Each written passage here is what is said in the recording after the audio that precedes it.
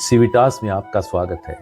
सिविटास बोले तो citizens United bye laws, या यूं कहें नागरिकों का समुदाय।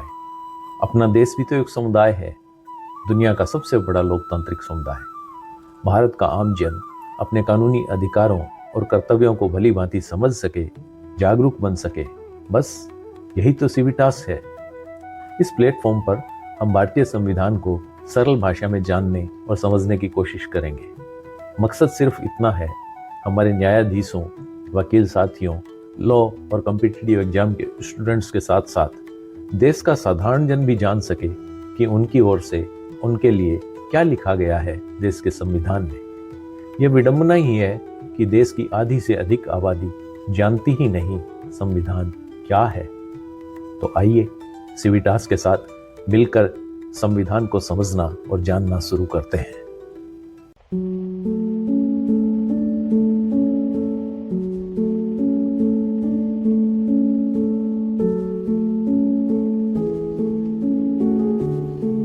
आइए शुरू करते हैं। चूंकि हमारे संविधान की जड़ें ब्रिटिश पार्लियामेंट से निकलती है, इसलिए हम आज के टॉपिक की शुरुआत अंग्रेजों के भारत में आगमन के साथ करेंगे। हम अपने टॉपिक का अध्ययन 4 कालखंडों में बांटकर करेंगे। सुविधा की दृष्टि से ये 4 कालखंड भारतीय संविधान की पृष्ठभूमि में अत्यंत महत्वपूर्ण माने जाते हैं। पहला कालखंड 16वीं सदी से लेकर 1764 जब बक्सर का युद्ध समाप्त हुआ। दूसरा कालखंड 1765 से लेकर आगे वाले लगभग 100 साल जब 1857 का गदर हुआ।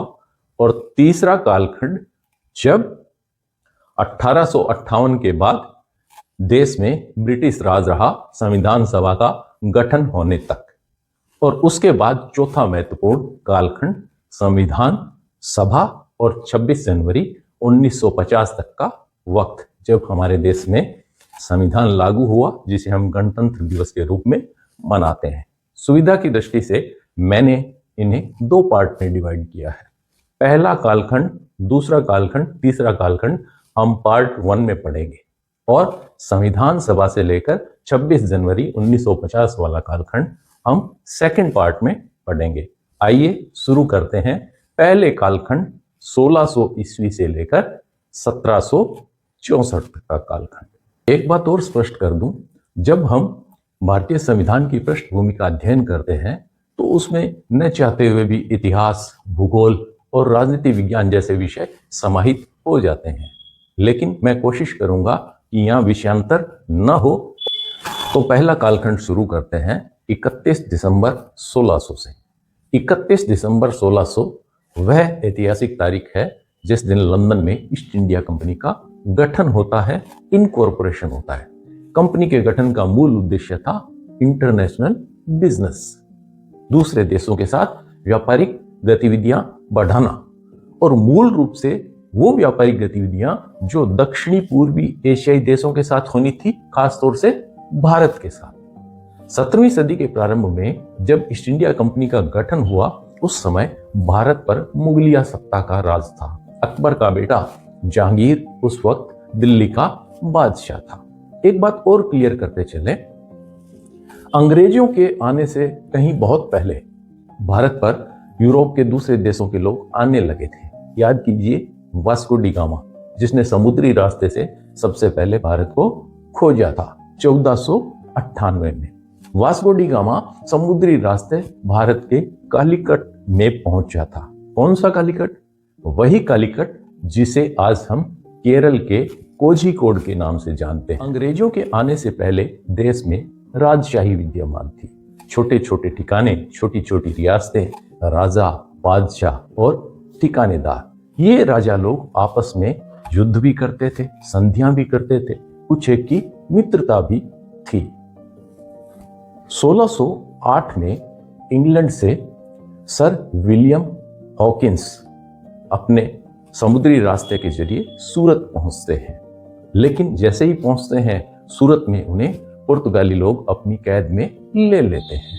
उस वक्त ये इलाका तथाकथित रूप से पुर्तगाल के राजा जमोरिन के कब्जे में था। लेकिन किसी ढंग से वहां से बचकर निकलकर सर विलियम हॉकिंस जो है जहांगीर के दरबार में पहुंचते हैं। खास बात यह रही कि हॉकिंस जो था वो एक नाविक था और नाविक होने के नाते वह तुर्की भाषा भी जानता था। तुर्की भाषा वही जो बाबर की मातृभाषा थी।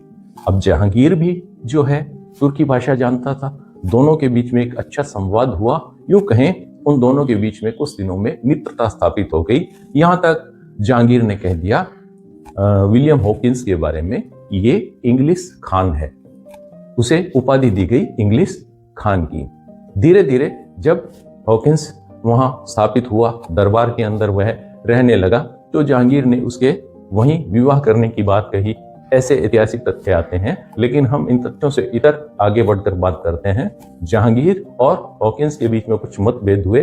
अंततः हॉकिंस को वहां से जाना पड़ा। लेकिन 1615 में फिर सर टॉमस रॉ, ब्रिटेन के जेम्स जो थे, वहां के राजा थे, किंग थे, उनका आधिकारिक दूत बनकर वो जहांगीर के दरबार में पहुंचते हैं। कौन? Sir Thomas Roe.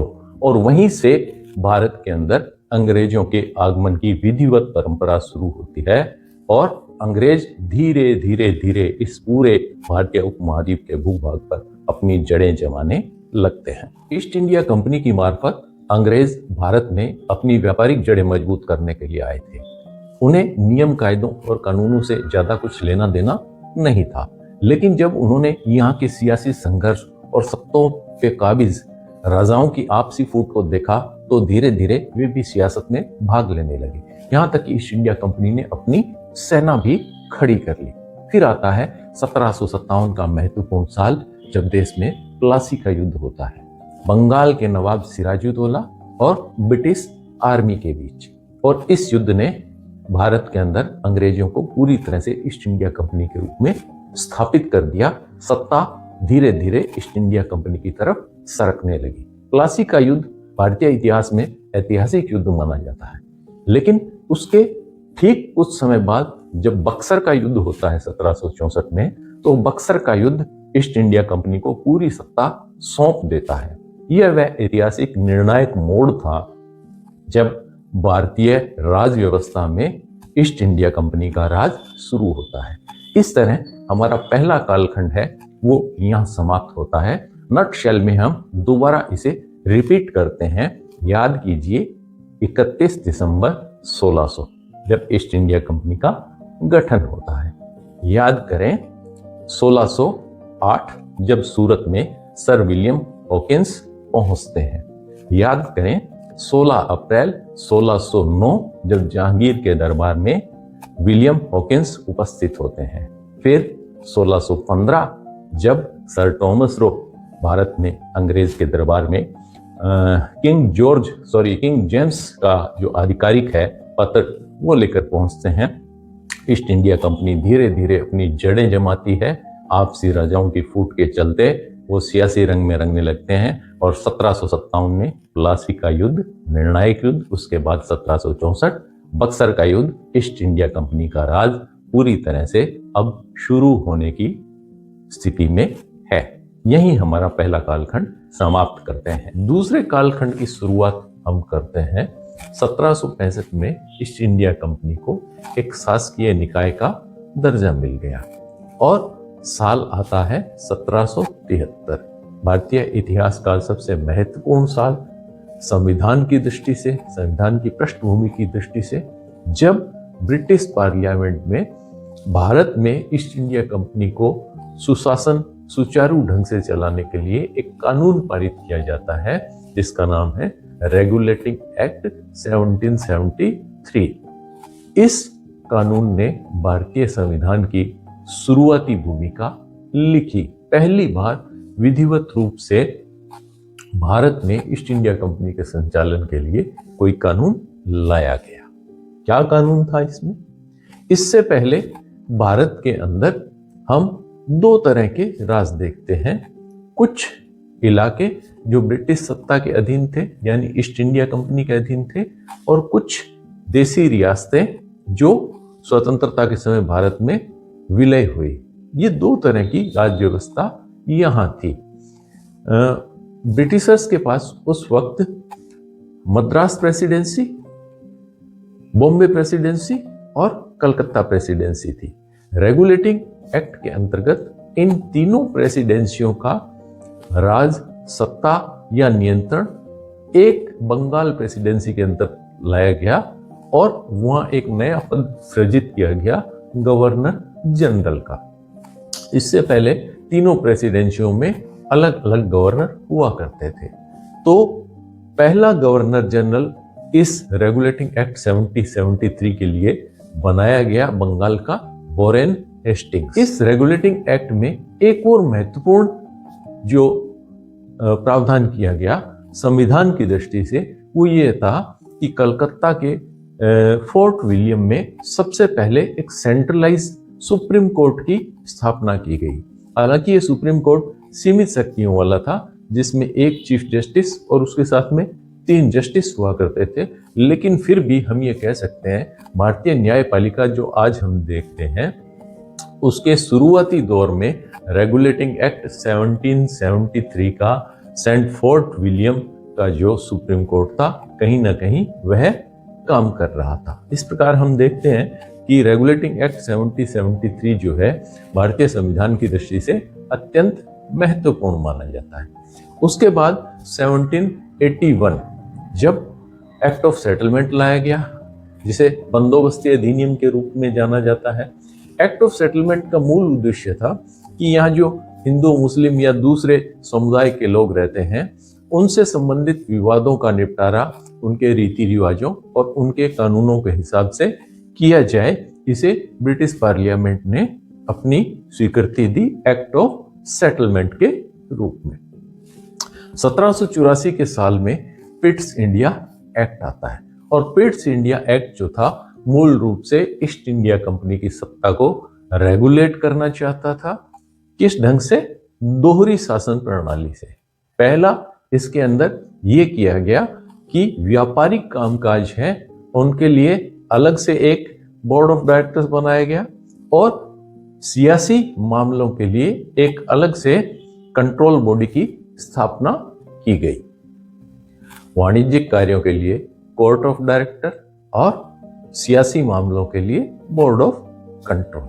मूल मकसद था ईस्ट इंडिया कंपनी भारत की सत्ता पर पूरी तरह से अपना नियंत्रण रखे। इसके बाद चार्टर का दौर शुरू हुआ। 1813 में चार्टर लाया गया, 1833 में चार्टर लाया गया, 1853 में चार्टर लाया गया। ये चार्टर क्या थे? 1833 के चार्टर में पहली बार विधि आयोग की स्थापना की बात की गई। 1833 का चार्टर मूल रूप से केंद्रीकृत व्यवस्था की बात करता था और उसी के तहत संपूर्ण भारत के लिए पहली बार गवर्नर जनरल का पद सृजित किया गया। जैसा पिछला गवर्नर जनरल था, हमने देखा था 1773 के रेगुलेटिंग एक्ट में वह बंगाल का गवर्नर जनरल था, लेकिन अब समूचे भारत के लिए 1833 के चार्टर में गवर्नर जनरल की बात कही गई। 1853 का जो चार्टर था, उस चार्टर के अंदर लॉर्ड मैकाले की सिफारिशों के ऊपर पहली बार भारतीय सिविल सर्विसेज के लिए खुली प्रतियोगिता की बात कही गई। ये वो समय था जब धीरे धीरे पूरे देश में विद्रोह की आग सुलगने लगी थी। अंग्रेजी व्यवस्था से लोग नाखुश होने लगे थे। जो राजा पराजित हुए थे वे भी धीरे धीरे संगठित होने लगे थे और यूं कहें कि पूरे देश में अंग्रेजों के खिलाफ एक वातावरण बनता जा रहा था और वो वातावरण 1857 में आकर भारतीय स्वतंत्रता संग्राम उसके रूप में फलित हुआ। 1857 की क्रांति जो है उसे कार्ल मार्क्स ने सबसे पहले क्रांति कहा, वीर सावरकर ने उसे भारतीय स्वतंत्रता संग्राम बनाया। 10 मई 1857 को मेरठ से शुरू होनी थी, लेकिन कुछ भी कहें, जोगमाया कहें, 29 मार्च 1857 को बैरकपुर छावनी में मंगल पांडे द्वारा इस विद्रोह की शुरुआत की गई। मंगल पांडे को अंततः बड़ी जल्दी फांसी दी गई अप्रैल के पहले सप्ताह में। लेकिन 1857 का जो संग्राम था उसने भारतीय इतिहास में नई इबारत लिखी। अब ईस्ट इंडिया कंपनी जो है उसका नियंत्रण धीरे धीरे भारतीय शासन व्यवस्था पर खत्म होने लगा, ऐसा ब्रिटिश सत्ता को प्रतीत हुआ। और ब्रिटिश सत्ता ने 1858 में पूरी तरह से ईस्ट इंडिया कंपनी का राज अपने हाथों में ले लिया।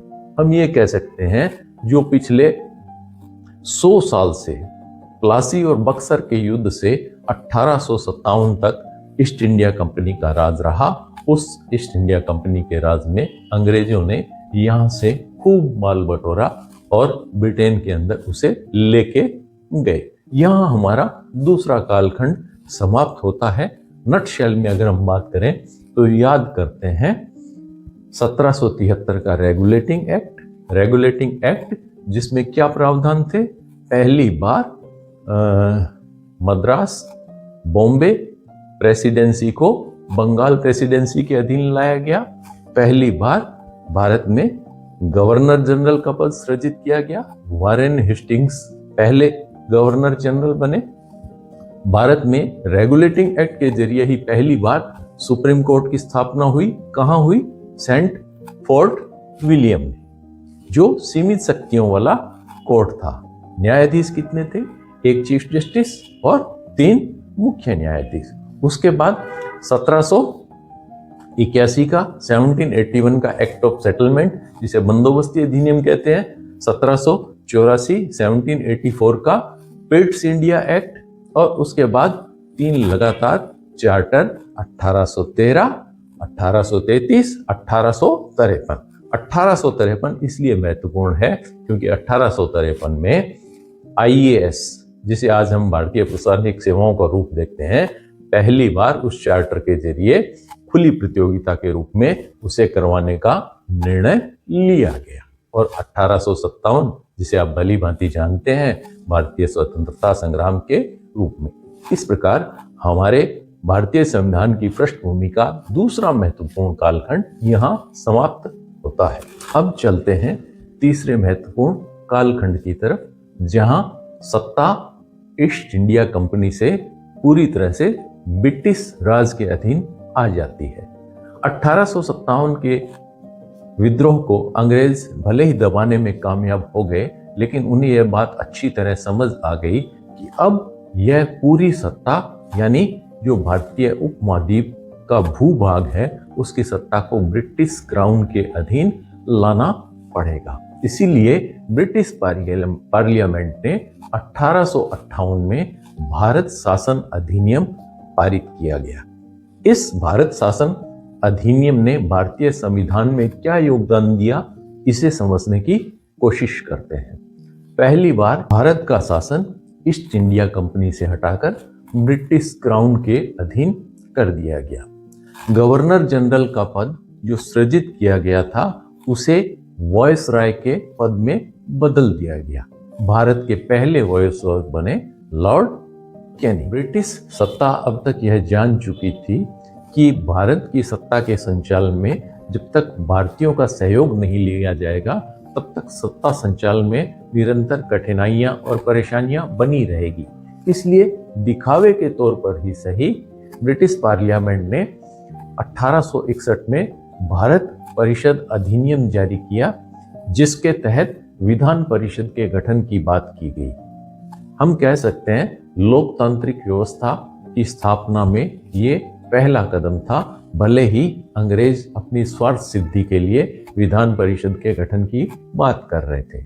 1892 में भारत परिषद अधिनियम, जिसे भारतीय संविधान के इतिहास में मील का पत्थर कहा जाता है, आया, जिसके अंदर विधान परिषदों का आकार बढ़ाया गया, जनप्रतिनिधियों की संख्या बढ़ाई गई।